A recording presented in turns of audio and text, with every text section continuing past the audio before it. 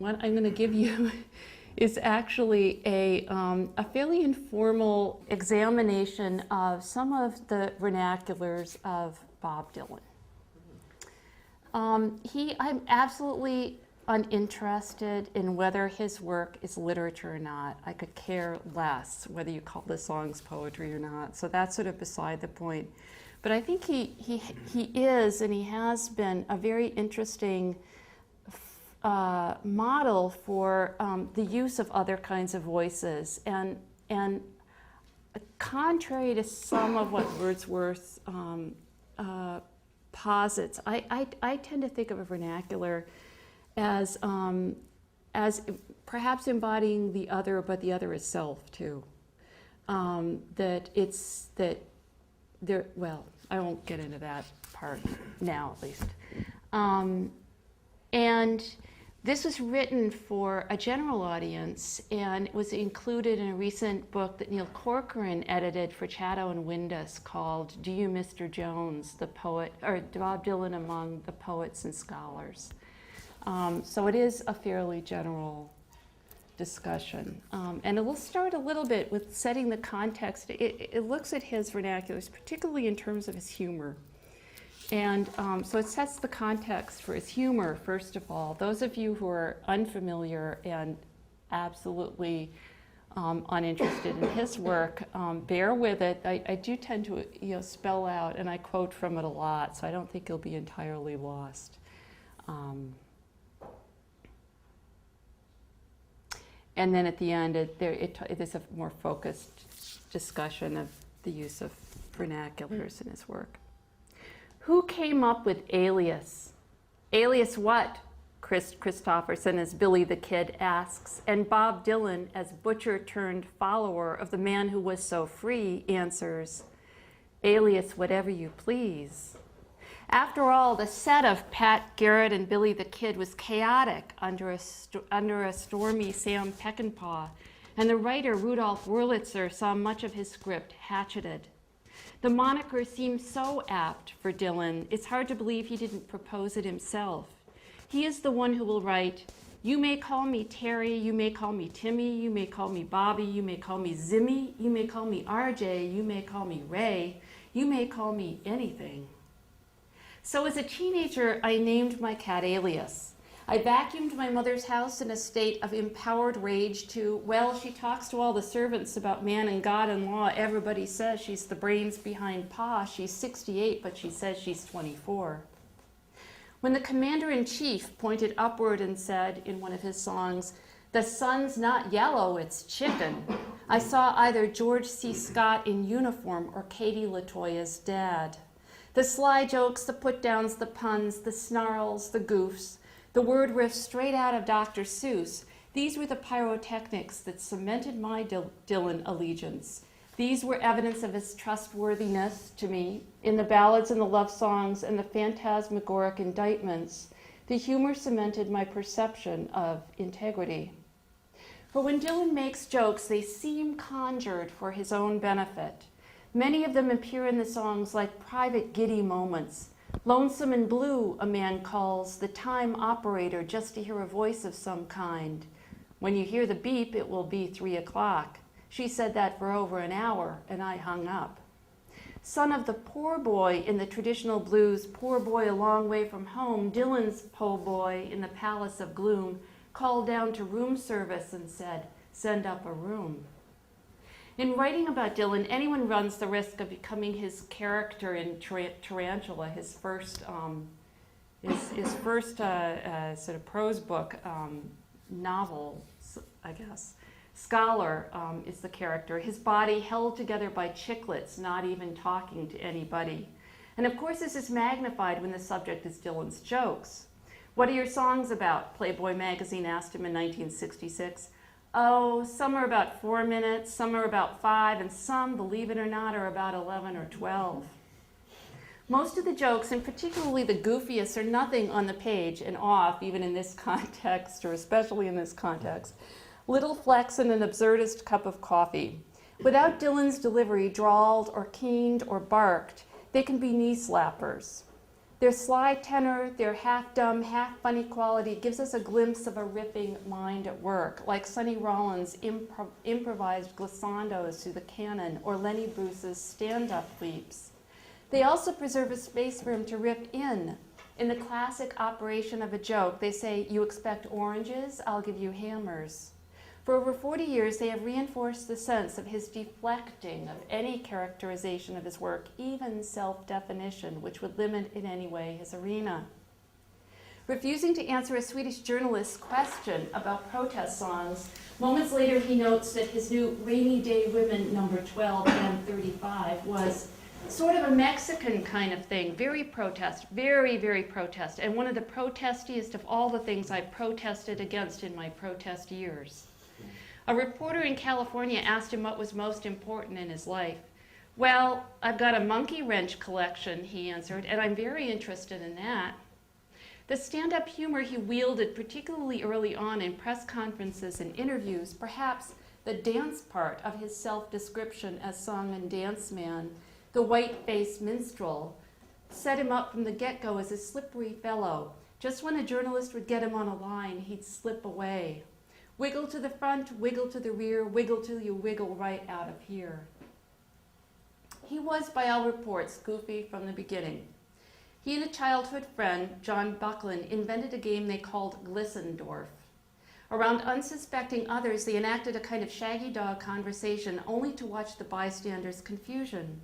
Dylan might say, for example, "Say a word." Whatever answer Buckland gave, Dylan replied, "Wrong word, I won." He liked jokes and card tricks, and he named his first band with his summer camp cohorts, Larry Kagan and Howard Ruttman, the Jokers. His mother made them each sleeveless cardigans with a name embroidered on their chests. He played practical jokes. Anyone who has seen recordings of his press conferences and interviews knows his jokes of deflection. Just off the plane in the spring of 1965 in London, Dylan was greeted with a journalist's, "What is your message?" Putting a gigantic gag light bulb on the floor beside him, he grinned and answered, "Always have a good head and carry a light bulb." Don't Look Back chronicles Dylan's evolution into a less genial subject. By the time he meets with a reporter for Time magazine, his frustration at misquotes and mischaracterizations results in a taunting interrogation. When he does answer a question, he can't not joke. "I'm just as good a singer as Caruso," Dylan says, "and I can hold my breath 3 times as long." Gag to scrap and boast, put on to put down. By December of the same year, he had become adept at this improv comedy, both entertaining and putting his interlocutors in their place. It preserved that space around him in which he resisted restriction by definition, where he could maintain self-contradiction, a bit of Keats's negative capability. In this interview, among others, his infectious giddiness seems to spring from a sudden sense that he could control the pressures on him of an imposed reputation, that simply by joking and wiggling, he could in fact wiggle out of the noose, or at least collar, of a fixed aesthetic. Each answer punctuated by an ebullient grin. Question: have you sold out to commercial interests by going electric? Answer: no. Question: if you were going to sell out to a commercial interest, which one would you choose? Answer: ladies' garments. Question: for those of us over 30, what would you label yourself and what do you see as your role? Answer: I label myself as well under 30 and my role is just to stay here as long as I can. Question: who's Mr. Jones? I'm not going to tell you his first name, I'd get sued. What does he do? He's a pin boy, he also wears suspenders. What are your hopes for the future and what do you want to change? I hope I have enough boots in order to change them. The rim shot's audible at each turn. As a comedian in his interviews, his style was perhaps closest to Lenny Bruce, about whom he later wrote a tribute song and who said in Dylan fashion, "I am not a comedian, and I am what I am." With his own interlocutors, Bruce could also deflect what he considered extraneous or hackneyed questions. "I get my inspiration from wheat germ," he replied to Steve Allen. "A bowl in the morning? No, I smoke it." But Bruce died, as the comedian Phil Spector put it, from an overdose of police. Dylan neither took on nor, like Bruce, was he forced into a crusade that would align him with one side of a particular policy issue, accepting Hurricane Carter's release. A San Francisco interviewer asked Dylan if he was planning any demonstrations. "Yes," he said, getting excited. He was planning one in which a group of protesters would carry cards that he would have made up. Cards with pictures of, say, the Jack of Diamonds, the Ace of Spades, mules, and some with just words. Words like camera, microphone, loose, just words. I'd have thousands printed up and we'd just pick it. The jokes in his songs have used satire. The John Bircher investigated all the people that I knowed. 98% of them gotta go. Wordplay and puns. Naked, he's hunting bear, and Bridget Bardot would make the country grow. Pastiches of rhetorical forms. Advice, for example, in walk on your tiptoes, don't try no doze. Slapstick. I took a deep breath, I fell down, I could not stand. Understatement. The man was raving about how he loved my sound, $1 a day's worth. And hyperbole, you cut me like a jigsaw puzzle, you made me to a walking wreck. Then you pushed my heart through my backbone, then you knocked my head off of my neck. Plays on cliches, somebody could freeze right to the bone, I froze right to the bone. Sly jokes, you say my eyes are pretty and my smile is nice, well, I'll sell it to you at a reduced price. Sarcasm, why would I want to take your life? You've only murdered my father, raped his wife, tattooed my babies with a poison pen, mocked my God, humiliated my friends. And slurs by rhyme. He rhymes, you're way wrong with Erica Jong. There's a nod to stand-up, too, in jokes like Summer Days. Well, my back has been to the wall for so long, and we hear, how long? It seems like it's stuck. Some of the jokes are straight out of Robert Johnson and Charlie Patton, out of the blues, what Constance Rourke called the smothered satire of the Negro tradition, drawn upon by 19th century minstrelsy. The conceit of an airplane unfurls in Robert Johnson's Terraplane Blues, and the subject isn't hard to discern underneath the figure. I even flashed my lights, mama, this horn won't even blow. Got a short in this connection. Who well, babe, it's way down below. Now you know the coils ain't even buzzing, little generator won't get the spark. Motor's in bad condition, you gotta have these batteries charged. But I'm crying, please, please don't do me wrong. Who's been driving my Terraplane now for you since I've been gone?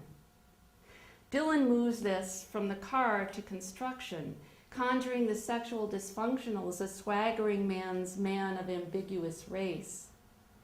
I got 8 carburetors, boys, I'm using them all. Well, I got 8 carburetors, and boys, I'm using them all. I'm short on gas, my motor's starting to stall. My dogs are barking, there must be someone around. My dogs are barking, there must be someone around. I got my hammer ringing, pretty baby, but the nails aren't going down. In Charlie Patton's Mississippi Boll Weevil Blues, the boll weevil's sly retorts to farmers' questions identify the sly worker with the singer. And elsewhere, Patton has to hitch up my buggy and saddle up my black mare. Little Walter Jacobs, in a word-happy and mighty misogynist punning, sings, I thought I treated my baby fair, now she's getting up in my hair. If I get her in my sights, boom, boom, out go the lights.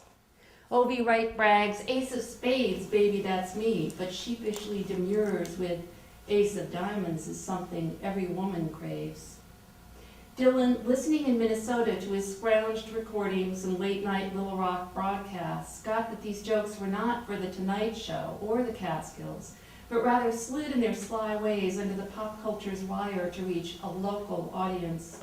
If any aspect of Dylan's humor works to undermine the glib vernacular of television comedy, it is this vernacular, made oppositional only by its lack of interest in the dominant culture. Deadpan is an aspect of Yankee drollery in Rourke's terms, but it also plays a role in the smothered satire of the blues. As a reminder, Rourke's foundational work identified 3 archetypes of American humor, the Western backwoodsman and his hyperbolic yarns, the Yankee who used figural language and an understated delivery in his monologues, and the blackface of a white man in minstrelsy, a practice risen out of both racism and envy. Mark Twain wrote, the humorous story is American, the comic story is English, the witty story is French. The humorous story depends for its effect upon the manner of telling, the comic story and the witty story upon the matter. The humorous story is told gravely. The teller does his best to conceal the fact that he even dimly suspects that there is anything funny about it. The humorous story is strictly a work of art, high and delicate art, and only an artist can tell it. But no art is necessary in telling the comic and witty story. Anybody can do it. Dylan's deadpan makes mock praise like, well, if I go down dying, you know she's bound to put a blanket on my bed. Funny. The eternal return of the gum in Fourth Time Around, first as adolescent or Chaplinesque gallantry, then as shaggy dog Corker, always deadpanned, makes the lovers' quarrel funny. Just as Booker White could sing about the greasy pillowcase that serves as a fetish after the Vaseline head woman leaves, Dylan can take on a role and play it for laughs as long as he stays in character. These characters catch the American idiom with an ear akin to Robert Frost's or James Tate's. Masquerade in Rourke's schema came naturally to the Yankee peddler as well as to the minstrel, and took on anthropomorphic dimensions with the earthy backwoodsman. Mimicry provides the destabilizing thrill of seeing or hearing the familiar evoked in the strange. And Dylan's portraits can be immediate and full, like red-haired Ruby on Henry Porter's wrecking lot outside of Amarillo. Quote, in the backyard hanging clothes. It is her speech that gives us Ruby. Welcome to the land of the living dead, Ruby says. Even the swap meets around here are getting pretty corrupt. In Highway 61 Revisited, by his diction alone, God is characterized as a cross between a mobster and a farmer. Throughout the song, every character gets his or her particular timbre, each moment of vocal mimicry following in swift succession on the last, until a sleazy pileup in the person of the promoter. The thief Mac the Finger, Rimshot, enumerates his haul and asks Louis the King, Louis the 14th, or if God with Abe is the mobster, is his God incarnate? Do you know where I can get rid of these things? Louis the King evokes the patron with, let me think for a minute, son. The fussily aligned fifth daughter on the 12th night confides to her first father her troubles in perfectly enunciated elocution. My complexion is much too white. The paternal voice here is domestic. Come here and step into the light. You're right. Georgia Sam, vagrant on the lam, urges poor Howard to hurry up and give him directions. Tell me, man, quick, I gotta run. The lingo of a small-time hustler. Finally, the promoter recovers his shock at being asked to promote a next world war with the silky language of a business deal.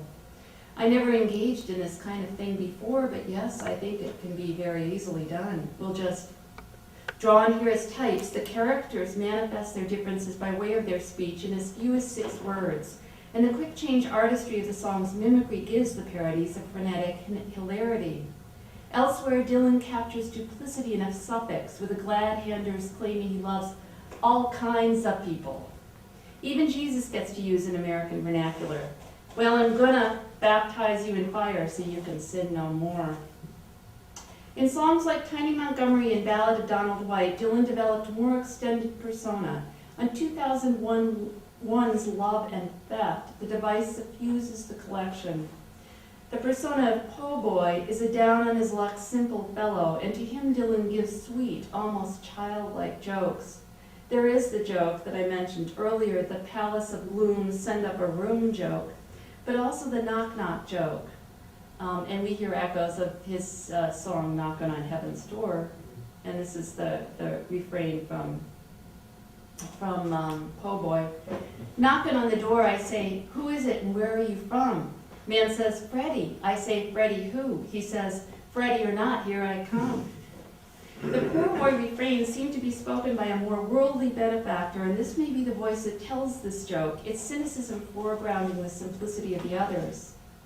Othello told Desdemona, I'm cold, cover me with a blanket. By the way, what happened to that poison wine? She said, I gave it to you, you drank it. In addition to his economy with mimicry, some lines are packed with hidden narratives that burst from their confines like Jacks in the Box. I moved in with 2 girls from South Dakota in a 2-room apartment for 2 nights. The unrecorded poem, My Life in a Stolen Moment, goes, Rita Mae, you got your body in the way, he sings on the flip side of the single Stuck Inside of Mobile with the Memphis Blues again. His verbal play finds antecedents in other kinds of popular song. The verbal pyrotechnics of Cole Porter and Ira Gershwin haunt passages like this one from Tiny Montgomery. Scratch your dad, do that bird, suck that pig and bring it on home, pick that drip and bake that dough, tell 'em all that Tiny says hello. Compare this with a passage from Here Comes the Drum Majorettes by another poet drawing on musical theater, James Fenton. Gleb meets glub, glub meets glob, God that's glumneck, lib glob dig that bog, frag that frog, stack that chappie, snuck that sig. In Tiny Montgomery, the lightness inherent in a two-beat line and the vowel rhyming fashion a minstrel's performance, much as the giants of musical theater drew on their own exploitations of black popular song. But both Dylan's and Fenton's lyrics turn the elegant urbane phrasing of Gershwin or Fry on its head, resulting in the disruption of the standard form. Charles Bernstein describes this operation as acting out, the insincerity of form as much as content. Such poetic play does not open into a neat opposition of dry, high irony and wet lyric expressiveness, but in contrast collapses into a more destabilizing field of pathos, the ludicrous, shtick, sarcasm, a multidimensional textual field that is congenitally unable to maintain an evenness of surface tension or a flatness of affect. Historically, the tradition of the talking blues mixes the kit and the caboodle, the ludicrous, shtick, sarcasm, but also the tall tale of Rourke's backwoodsman and her Yanks fables. In Woody Guthrie's Talking Dust Bowl, the slapstick and the tall tale depend upon the timing. Way up yonder on a mountain road, I had a hot motor and a heavy load. I was going pretty fast, I wasn't even stopping, a bouncing up and down like a popcorn popping. Had a breakdown, a sort of nervous bust down of some kind. There was a fellow there, a mechanic fellow, said it was engine trouble. The unrhymed, halting speech of the last run on line uses understatement to anchor the hyperbole of that speedy, hyperbolic, like popcorn popping. The misnamed intensifiers, pretty and even, keep the assertions from being wholly fixed, wholly final. The lack of Americans' words finality is a distinction of the American vernacular, according to Christopher Ricks's American English and the Inherently Transitory, an essay which discusses Dylan in the context of Ed Dorn's assertion that no particular word is apt to be final. The speaker in Talking Dust Bowl gives that rolling forward a shove, and I was going to coast as far as I could. Commenced coasting, picking up speed, was a hairpin turn. I didn't make it. Although the comic, the events and how they happen, seems to be the emphasis in this tale, the way the tale is told is crucial. The short phrases that ratchet up the apprehension, and the caesura before the outcome is released. Then the hyperbole takes over. Man alive, I'm a-telling you, the fiddles and the guitars really flew. That board took off like a flying squirrel, and it flew halfway around the world. Scattered wives and children's all over the side of that mountain.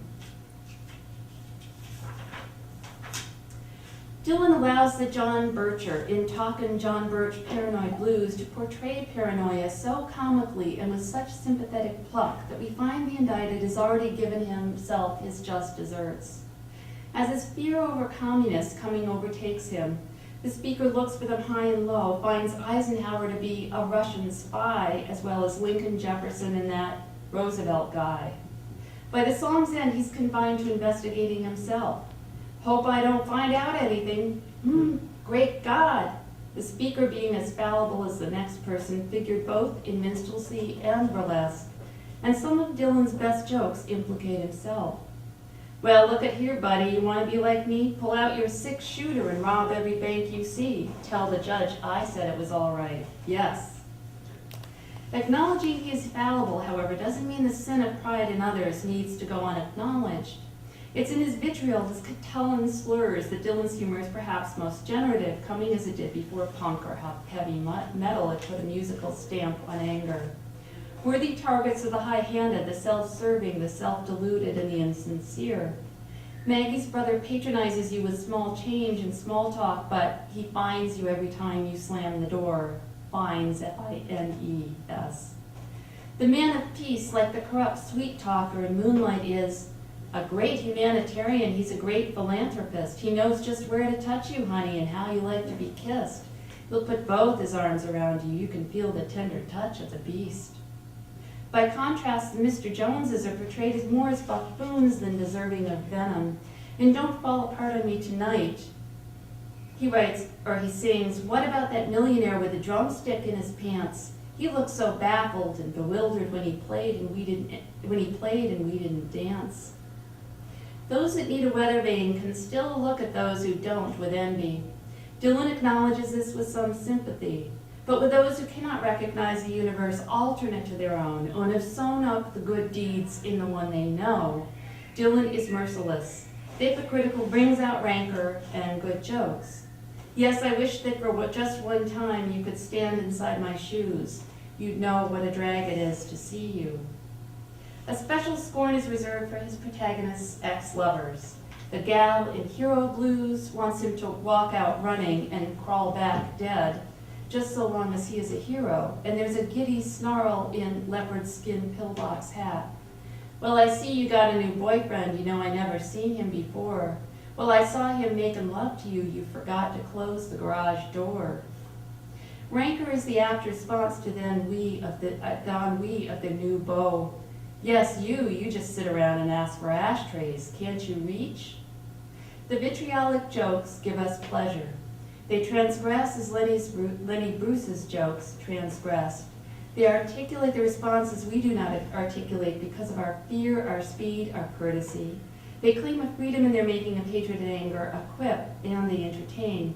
Moe, Hardy, Groucho, each of them could wither with a quip, and the comedian that is Dylan balances the sly humor in, I've been in trouble ever since I set my suitcase down in Mississippi, with a word to Mrs. Henry in the men's room. Now don't crowd me, lady, or I'll fill up your shoe.